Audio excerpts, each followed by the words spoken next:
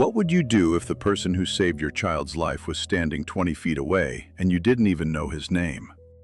Now imagine finding out your own company had known it for 3 years and had quietly paid him to disappear. That's the impossible night one billionaire mother is about to live through. 2 hours earlier, none of it seemed possible because as far as anyone in that ballroom knew, her daughter would never walk again. She ran. Not stumbled, not shuffled forward gripping a walker in 2 white-knuckled hands. She ran, bare feet slapping cold marble arms pumping a 7-year-old girl who hadn't taken 10 unassisted steps in 3 years, suddenly sprinting like her whole life depended on the next 10 seconds. Somewhere behind her, a microphone kept broadcasting a sentence nobody in that ballroom would ever remember the end of. Because 300 people had just watched something they could not explain, and explanations, as it turns out, are a lot harder to come by than miracles. The Fairmont Olympic Hotel glowed gold that night the way it always did for the Second Step Gala, chandeliers throwing warm light across round tables dressed in white linen, a jazz trio playing something soft near the bar, a dozen children in wheelchairs and leg braces laughing together like the whole evening had been built just for them, which, in a way, it had. Camille Crowe stood at the podium in a charcoal suit cut so sharp it looked less like clothing and more like armor. At 34, she was the kind of woman whose name made investors sit up a little straighter in their chairs. She'd built Crowe Neural Systems out of a garage in Bellevue into a company that engineered prosthetic limbs guided by thought alone, and she ran every room she entered the same way she ran her company, with total practiced control. Her only jewelry was her late mother's Rolex, worn loose on a wrist she kept pressing her thumb against whenever the room got too quiet. "Every child," she said into the microphone, her voice even and rehearsed, "deserves the chance to run again." She had no idea standing there under the chandelier light how completely that sentence was about to come true, or how little say she'd have in how it happened. Near the edge of the stage, in a pale blue wheelchair that had become over 3 years less a piece of equipment than a second skin, sat Camille's daughter Chloe. She'd needed it ever since the fire, when a fall during the rescue left her with a spinal injury no specialist in Seattle could fully explain. Some weeks she had feeling in her legs and some weeks she didn't, and every doctor Camille consulted used the same careful, uncertain word, incomplete. 7 years old, round-faced, watchful, in a way most children weren't. Her small hands stayed buried in her jacket pockets, one fist curled tight around a scrap of fabric she never let anyone see. She wasn't watching her mother give the speech. She was watching wrists every adult who passed close enough, her eyes dropped there first, quick and quiet, like she was hunting for something she'd misplaced a long time ago and never stopped looking for. Outside, past the tall windows framing the ballroom, the valet lot sat under a wash of sodium streetlight. A dark Range Rover had its hood propped open, and underneath it, a man in a faded blue flannel worked with the unhurried patience of someone who trusted machines a good deal more than microphones. Warren Brooks was 38, built the way men get built from a lifetime of using their hands instead of talking with them. Every few minutes, without seeming to notice he was doing it, he tugged his left sleeve down past his wrist. His son Calvin, 10 years old, stood beside him, passing wrenches like it was the most natural job in the world. "Dad," Calvin said, wiping grease onto the knee of his jeans, "how come you never wear short sleeves? Not even in July?"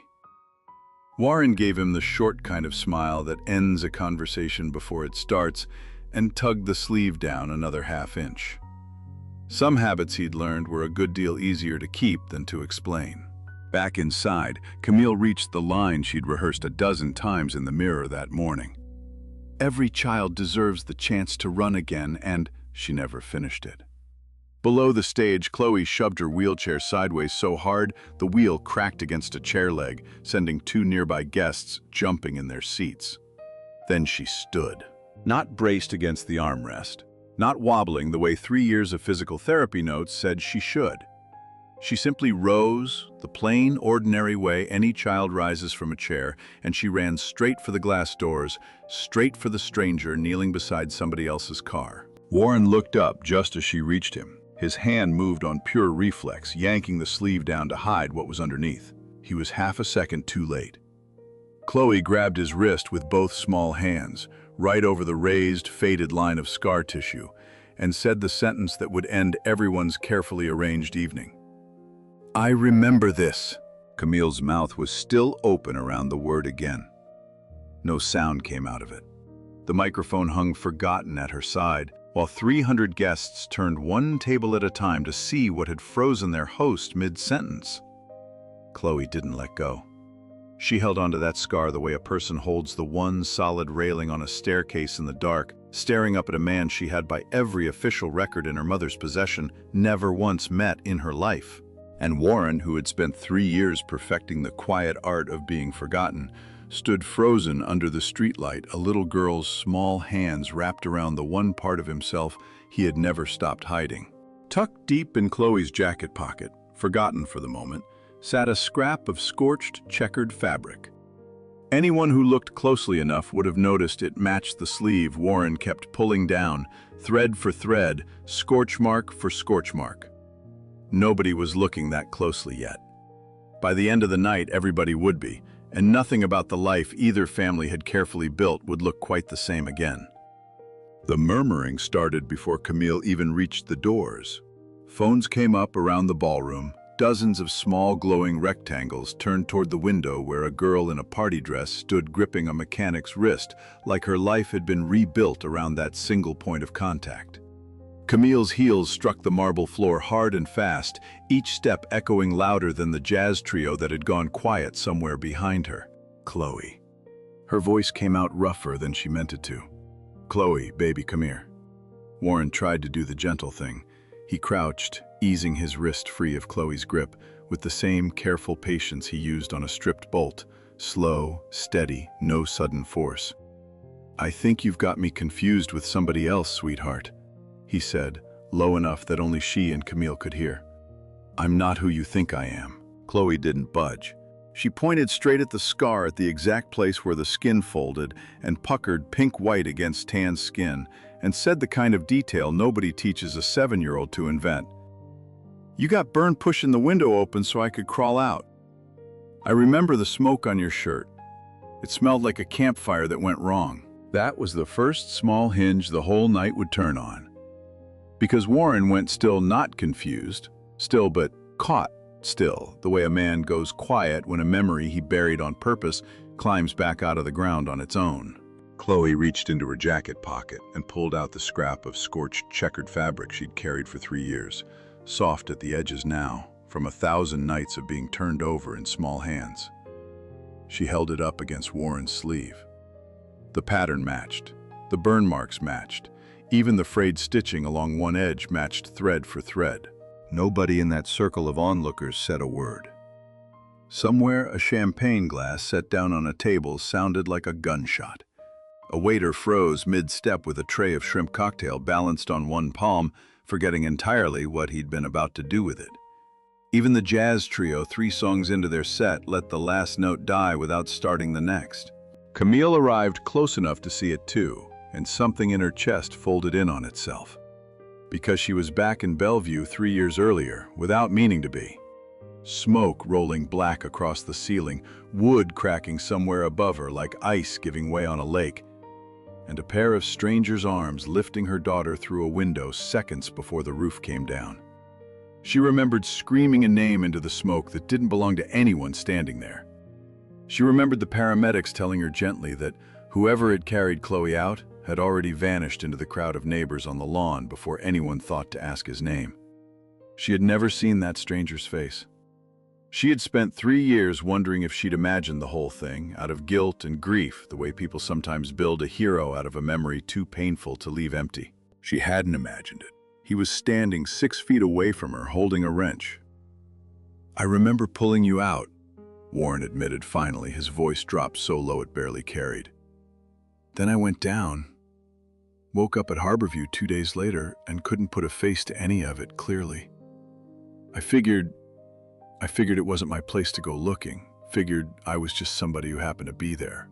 Chloe wasn't finished. While the adults talked in careful half-sentences, she'd slipped her mother's phone from the podium table where it had been left behind, and now she turned the screen around for both of them to see a screenshot she'd saved from a Facebook post Camille had written and quietly deleted 3 years ago. Looking for the anonymous hero who saved my daughter from the fire. Warren's face went the color of ash. He nearly said something. His mouth opened. He swallowed it back down. That was when Calvin, who'd been standing silent this whole time, gripping a wrench like a life preserver, spoke up in the plain, unfiltered way 10-year-olds do. Dad told me about a kid in a fire once. He said he wasn't worth being remembered for it. That's why he never said anything.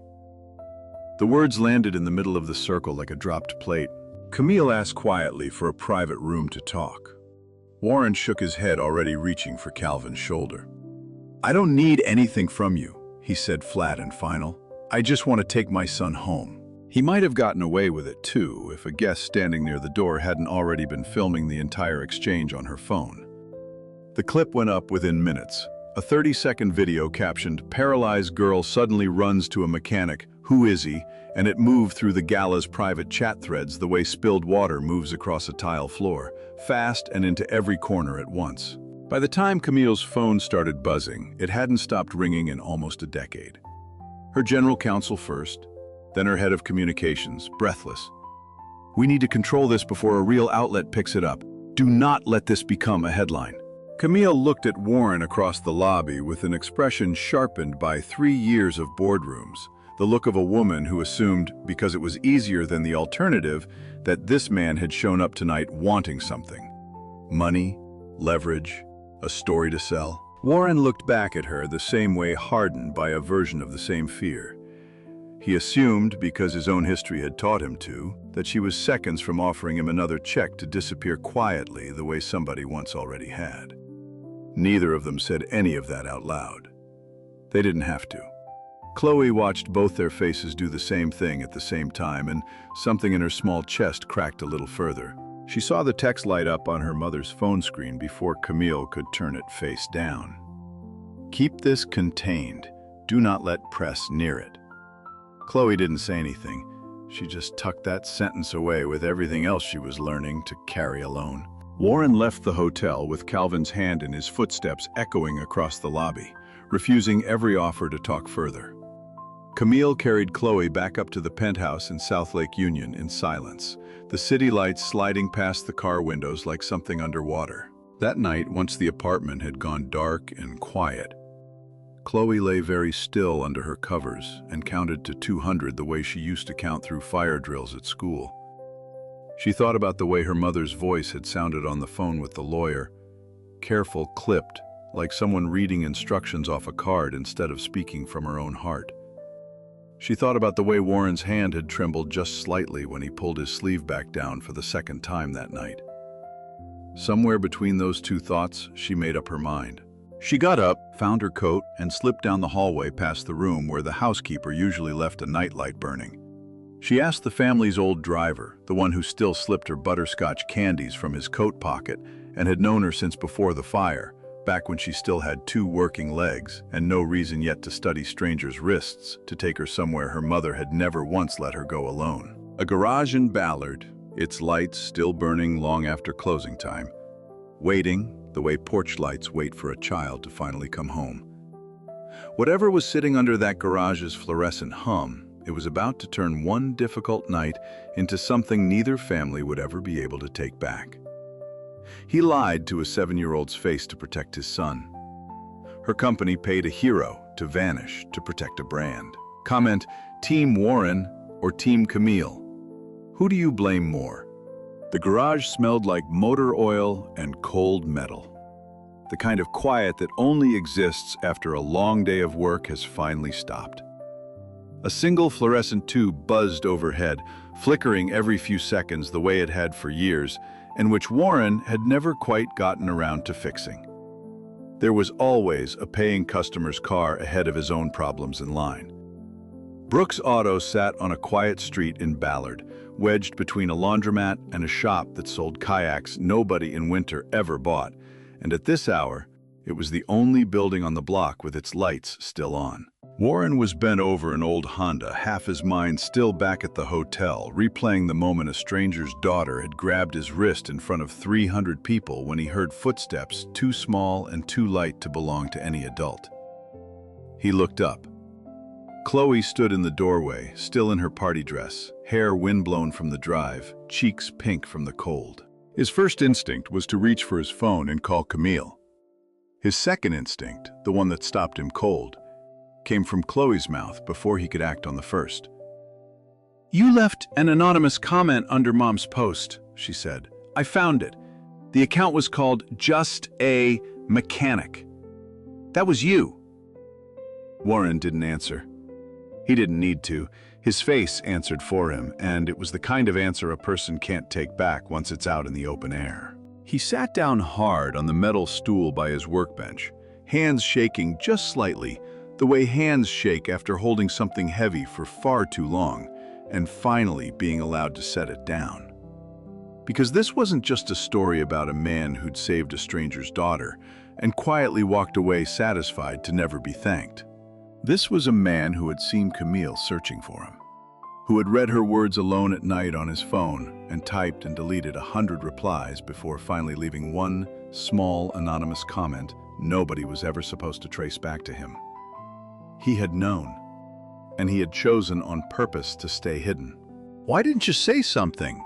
Chloe asked, stepping closer, her voice trembling but steady underneath it, the way a bridge can shake in the wind without ever actually falling. "I remembered you. I remember this." She touched the scar on his wrist again, gentler this time. Warren told her the truth finally, in the plain, unpolished way he told everything. He'd been driving past that house 3 years ago on his way home from a late shift, radio low, thinking about nothing more complicated than what to make Calvin for dinner. Then he saw the smoke, first thick and wrong-colored against the porch light, then the flames climbing along the far wall, then heard a child crying somewhere inside a house that wasn't his own. He didn't think. He never thought in moments like that. Thinking was a luxury for later, for people who got to walk away afterward and sit with what they'd done. He went in on instinct, got burned badly across the wrist and shoulder, pulling the window frame apart with his bare hands, and remembered in pieces, handing a small girl through the gap and telling her to run toward the neighbors on the lawn. After that, the night went soft at the edges, the way a photograph left too long in the sun goes soft. He blacked out somewhere between the yard and the ambulance. When he woke up 2 days later at Harborview Medical Center, bandages up to his elbow, his memory of that night was already smoke itself thin, shifting, impossible to hold on to with any certainty. By the time he was well enough to think clearly, he'd convinced himself he had no right to step forward and claim a moment that felt, in the fog of his own recovery, like it might belong to somebody else entirely. A better man, maybe. A man who deserved to be thanked for it. "So I disappeared," he said. "Figured it was cleaner that way. For everybody." That was when Calvin appeared in the doorway behind Chloe. He'd followed her out of worry the moment he noticed his father's truck missing from the driveway. He said one sentence that would crack the whole night wide open. "Dad kept something. He hid it under the floor. He told me it was a memory he wasn't allowed to talk about." Warren went very still. Then slowly, like a man opening a door he'd nailed shut on purpose, he knelt beside his workbench and pried up a loose floorboard. Underneath sat a small, rusted metal box. Inside wasn't money or anything a person might expect. Inside was a child's charm bracelet, its links warped and blackened at one end, and a single sheet of paper folded into quarters so many times the creases had gone soft as cloth. The handwriting on it was shaky, clearly written by someone lying in a hospital bed with an IV taped to the back of his hand. "If you're still out there, live a good life. Don't go looking for a stranger." Chloe stared at the bracelet a long moment before she recognized it. The one she'd been wearing the night of the fire. The one everyone assumed had melted somewhere in the wreckage, along with half the house. Her fingers hovered over it but didn't touch it. The way a person hesitates before touching something that feels all at once too important to be real. Then Chloe produced one more piece of evidence, something she'd found buried in her mother's laptop files while nobody was watching. A scanned contract 3 years old titled Relocation and Confidentiality Assistance, bearing Warren's signature at the bottom in blue ink. Warren looked at it for a long moment before he spoke again, his voice gone rough and low. "Two men in suits came to see me at Harborview before I was even off the pain medication," he said. "Said they represented your family. Never once said your name. I didn't know it was you until tonight, only that the last name on the paperwork was Crow. Told me real polite that if I ever came forward publicly, they'd have people start asking questions about a grieving single father with no wife and a house that had nearly burned down around his kid. Never said the word threat. Didn't have to." He looked down at the contract, like it weighed more than paper should. "I don't even know if they could have actually done anything to Calvin. Family court doesn't move that fast or that easy, not even for people with money. But I didn't have a lawyer who could have told me that. All I had was a dead wife, a 10-year-old, and two men who sounded very sure of themselves. So I signed. I took the money. I disappeared. Not for myself. For him." His silence had never really been about shame over what he'd done. It was about terror of what he might lose by claiming it. A man who had already buried a wife knew exactly how quickly a family could be taken apart by forces bigger than himself, and when two strangers offered him an easy way to protect the one person he had left disappearing, felt less like cowardice and more like the only kind of love he still had the power to give. The hero everyone in that ballroom wanted to celebrate, and the frightened father who'd signed that contract in a hospital bed, had been the exact same man the entire time. This was the twist that changed everything the audience thought they understood.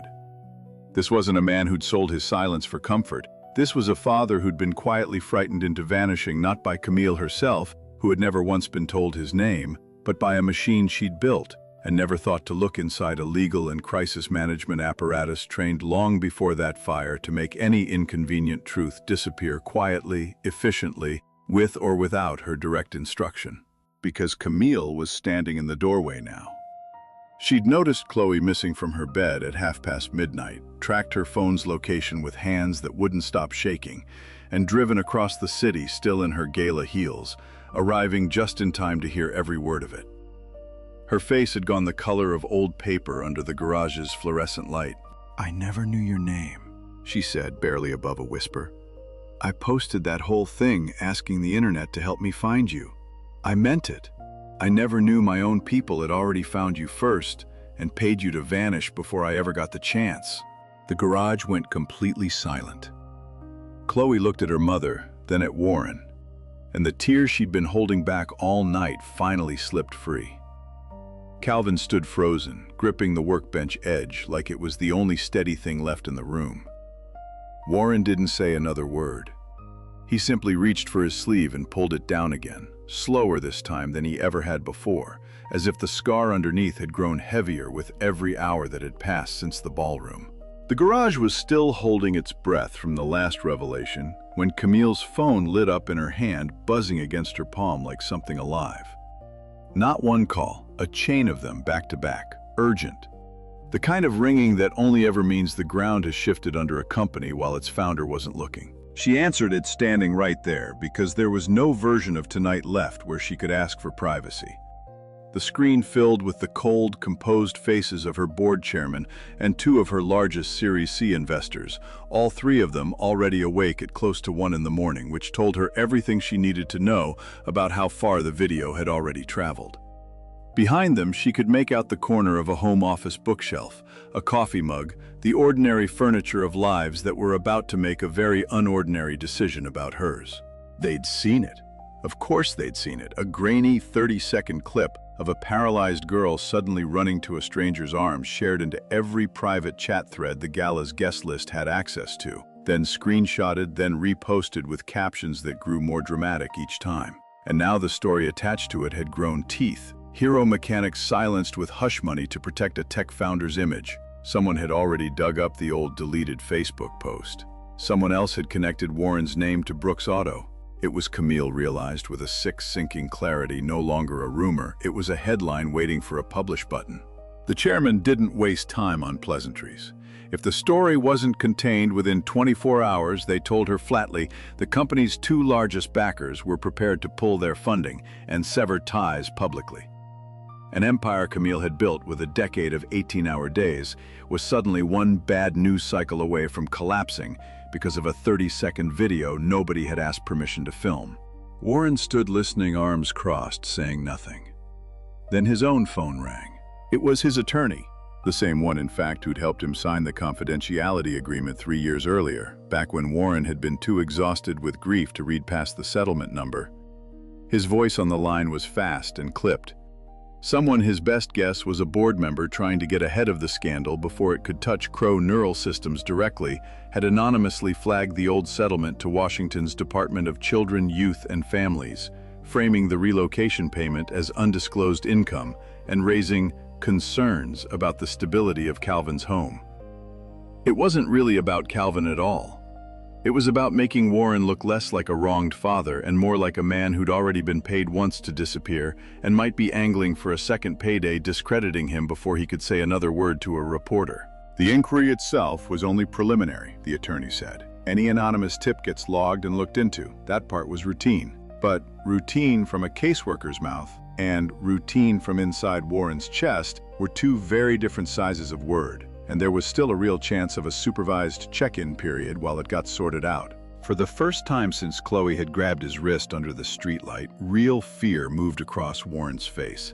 Not fear of poverty, not fear of judgment, but the old, familiar fear of losing his son a second time to a system with more power than he had. He'd felt this fear once before in a hospital hallway 3 years ago when a caseworker had asked routine questions about a recently widowed father raising a boy alone, and he had promised himself, right there in that hallway, that he would never again let paperwork decide who got to keep his family together. Now here it was again, dressed in different letterhead, knocking on the same door. Calvin, still holding the wrench he'd carried in from the truck, without noticing, looked up at his father with the particular quiet of a child who understands more than the adults around him wish he did. Chloe watched all of it happen at once. She watched her mother's hand tremble around the phone during the board call. She watched Warren go pale reading a text from his lawyer, and something inside her, already stretched thin from a night no 7-year-old should have had to carry alone, finally gave way. "I wish I'd died in that fire," she said, the words breaking apart halfway through, "instead of watching everybody be this scared because of me." The garage went utterly silent.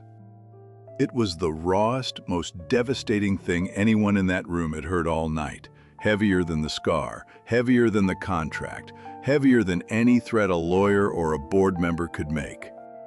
A child who had once been paralyzed, who had spent 3 years learning to walk again, one careful step at a time, was standing in a mechanic's garage wishing she had never survived at all, if surviving meant watching the grown-ups around her come apart like this. For 3 years, Chloe had carried a secret no adult had ever asked her to carry. The quiet, crushing sense that being alive, being rescued, being loved by two families now colliding in one small garage, had somehow become a debt she owed everyone around her. What sounded for one terrible second like a child wishing herself away was really the opposite, a small person so full of love for both her mother and the man who'd saved her that she would rather disappear than watch either of them break because of something she never chose to happen. She wasn't asking to die. She was asking in the only language a 7-year-old has for something that big to stop being the reason the people she loved were afraid. Camille dropped to her knees right there on the concrete floor, gala dress and all, and reached for her daughter with both hands. For one long moment, she couldn't speak. What broke inside her wasn't the board call or the threat to her company or even the video traveling faster than she could contain it. It was the sudden, complete understanding that she had never personally threatened anyone, and that this was somehow worse, not better. 3 years ago, in the fog of nearly losing her daughter, she had told her team exactly one thing: handle it, protect us, whatever it takes. She had never once asked what handling it looked like. She had never wondered why her own search for the anonymous hero had turned up nothing her lawyers hadn't already quietly buried. She had built a company and a life on the principle that if she simply trusted her people to protect the Crow name, she never had to know the cost of that protection herself. Standing in that garage now, gala-dressed dark with grime at the knees, she finally understood not knowing had never made her innocent. It had only made the silence more efficient.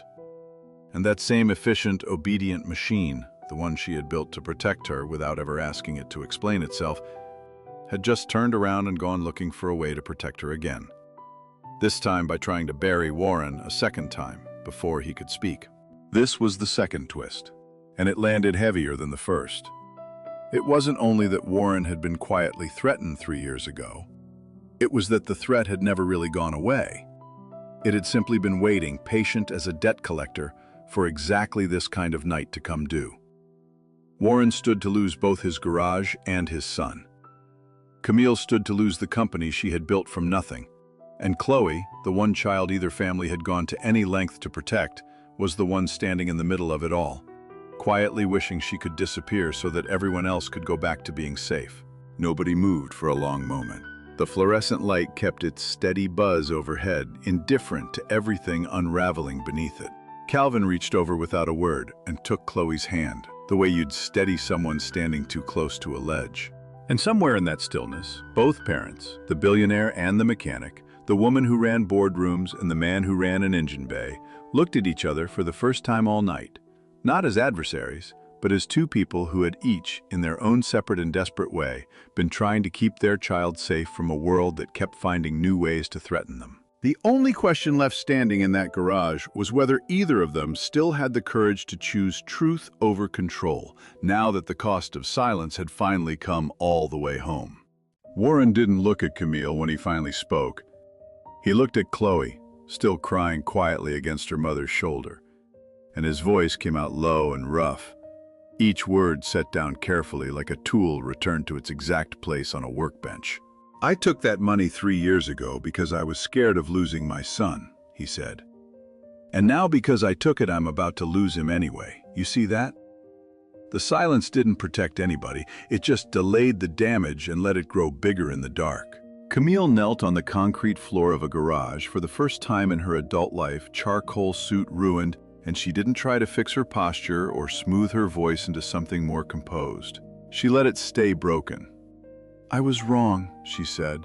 "I was afraid of losing the company, afraid of being seen as the mother who let her daughter almost die in a fire while she was 3 states away closing a funding round. Afraid the whole story I'd built about myself, capable, in control, untouchable, would fall apart in public the moment people learned how close I'd come to losing everything that actually mattered. So I stayed quiet, and I used your fear of losing Calvin to protect my own fear of losing everything else. I'm sorry. I don't know how to make that smaller than it is, so I won't try." She looked down at her hands, still trembling slightly, and added, quieter now, almost to herself, "I told myself for 3 years I was protecting Chloe by not stirring up the past. I never once asked her if that's what she actually needed." Warren wasn't ready to accept it yet, and he didn't pretend otherwise. He shook his head slowly. "An apology doesn't hand Calvin back 3 years of knowing his father saved somebody's life. It doesn't hand your daughter back a childhood where she didn't have to guard a secret all by herself." It was Calvin quiet all night who finally closed the distance neither adult seemed able to cross.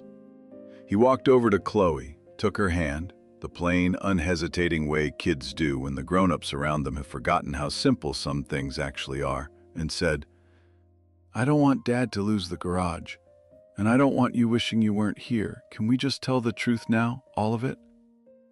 10 years old, and he'd said in one sentence what neither parent had managed all night.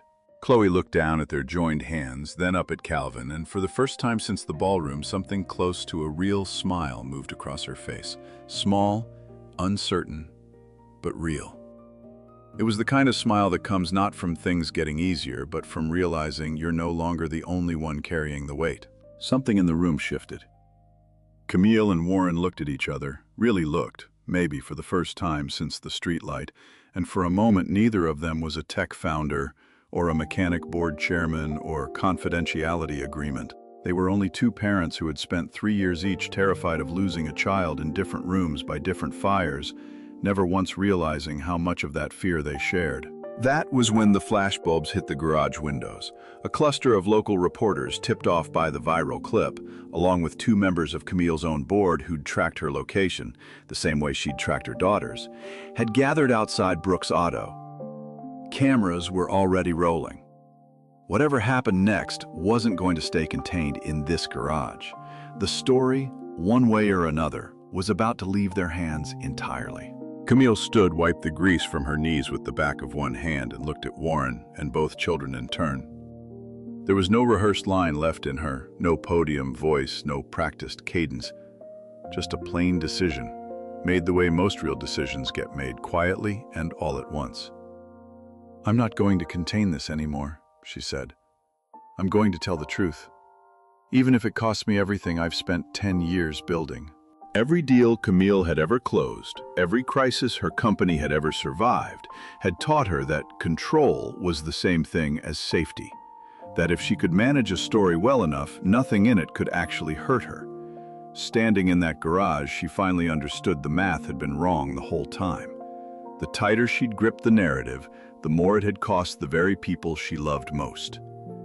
Walking through that door to tell the truth wasn't bravery in any way a boardroom would recognize. It was the first time in years she had chosen to be powerless on purpose. Warren studied her face for a long moment, checking the way he checked a repair before trusting it back out on the road. Whatever he found there must have been enough, because he gave one small nod, not forgiveness, yet not quite, but the first honest agreement to walk in the same direction. Chloe wiped her face with the back of her hand and stood a little straighter between them, the way a person stands when they've finally set something heavy down. She looked at the garage door, at the flash bulbs blinking through the frosted glass, and at the two people who loved her in two very different, very imperfect ways. Calvin still hadn't let go of her hand. Outside, the reporters kept waiting cameras, trained on a garage door that hadn't opened yet. Inside, 4 people who had spent one impossible night colliding with 3 years of buried truth, stood together in the fluorescent hum, none of them quite ready to walk out that door, but for the first time all night, none of them wanting to run from it either. Camille reached for Chloe's other hand. Warren rested his palm briefly on his son's shoulder. It was a small gesture, the kind that wouldn't make it into any headline written about tonight, but it was the first honest thing either parent had done since the moment Chloe's chair had cracked against that chair leg in the ballroom. Whatever waited on the other side of that door, they were finally going to face it the same way the fire should have been faced 3 years earlier, together, in the open, with nothing left hidden in a rusted box under the floorboards, or buried in a contract nobody was ever supposed to read twice. The garage door creaked as Warren reached for the handle. Somewhere behind him, Chloe took a breath that didn't shake nearly as much as the ones before it. It was time to stop protecting the story everyone had built and start telling the one that was actually true. Chloe wiped her face with the back of her hand and took a breath so deep it seemed to steady the whole room around her. Then she did something nobody expected, not even Camille, who had spent 3 years watching every physical therapy session, tracking every inch of progress in a binder she kept on her nightstand. She stood up on her own. No wall, no wheelchair, no hand under her elbow, fully, easily, the way a person stands when they've finally stopped waiting for permission. She didn't run to Warren, the way the whole night had been building toward. She walked slow and sure, and took his hand in one of hers. Then she reached back and took her mother's hand in the other. And she pulled them both together toward the garage door, toward the cameras, toward the flashbulbs, toward the truth that had been waiting 3 years to be told out loud. Chloe stepped in front of the reporters first, still in her rumpled party dress, chin up, voice steadier than anyone in that garage had any right to expect from a 7-year-old. "This is the man who saved me the night of the fire," she said. "His name is Warren Brooks, and this is my mom. Nobody has to be quiet or scared because of me anymore." Every twist before this one, the scarred wrist, the hidden contract, the board's ultimatum, the custody inquiry, had only been leading here. The video that started the whole night had simply been the spark. The contract had been the kindling. The board call and the fear of losing Calvin had been the fire catching fully alight. But it was this moment, a child once told she might never walk again, standing steady on her own 2 feet, holding the hands of both the man who saved her and the mother who almost let fear cost her everything, that burned brightest of all. And it was the one moment nobody in that garage would ever be able to take back or quietly bury again. Camille lost the thing she'd feared losing most: control over her own story. Warren lost the thing he'd used to protect his son, the safety of staying invisible. But what they gained back standing there in front of the cameras was larger than either loss. Chloe no longer had to carry a secret by herself. Calvin no longer had to wonder if his father might vanish the way the story about the fire once had. And for the first time in 3 years, nobody in that garage had a scar left to hide under a sleeve. 3 months later, the Second Step Gala returned to the same gold-lit ballroom at the Fairmont Olympic. This time, Camille didn't open with a rehearsed line about products or funding rounds. She simply said, "The man who saved my daughter was never anonymous. His name is Warren Brooks. And for 3 years, I was the reason nobody knew it." Warren stood near the front row, one hand resting on Calvin's shoulder, the other holding Chloe's, who stood tall and steady beside him. He didn't pull his sleeve down this time. The scar on his wrist caught the stage lights plainly, openly, the way any old wound looks once a person finally stops being ashamed of surviving it. Chloe smiled up at him, the first smile all night that didn't carry the weight of a secret underneath it. The custody inquiry had closed within a week, quietly, once the truth came out, and Camille herself had provided a statement, clearing away every shadow the old contract had cast. Brooks Auto stayed open. Camille's board, rattled at first by the headlines, found instead that the honesty steadied more than it shook. Investors, it turned out, trusted a founder who told the truth under pressure, a great deal more than one who tried to manage her way around it. Calvin had started coming by the Crow offices some Saturdays, more interested in the robotics lab than any of it, while Chloe had taken up learning basic engine repair from Warren, one bolt at a time, in the same garage where the whole truth had finally come out. This story reminds us that silence, even when it feels like protection, can grow heavier than the truth it was meant to guard. Camille believed staying quiet for 3 years would keep her family safe. Instead, it nearly cost her the people she loved most. And it took a 7-year-old's courage to prove that truth, however late, is stronger than any story built to protect it. Most of us are carrying some version of that same silence, a thing we've been meaning to say but keep setting aside, telling ourselves it will be easier later. It rarely is. If there's someone in your life you've been protecting with silence this week, is the week to change that. Not with a grand gesture, with something small and specific. Tonight, before bed, sit down at the kitchen table with a cup of coffee and the box of blank cards in the hall closet drawer, the ones from the pharmacy you never quite get around to using. Write one true thing you've been meaning to say to a grandchild in Denver you haven't thanked for calling every Sunday, a neighbor who shoveled your walk all winter without being asked, a sister you haven't spoken plainly with since your husband passed.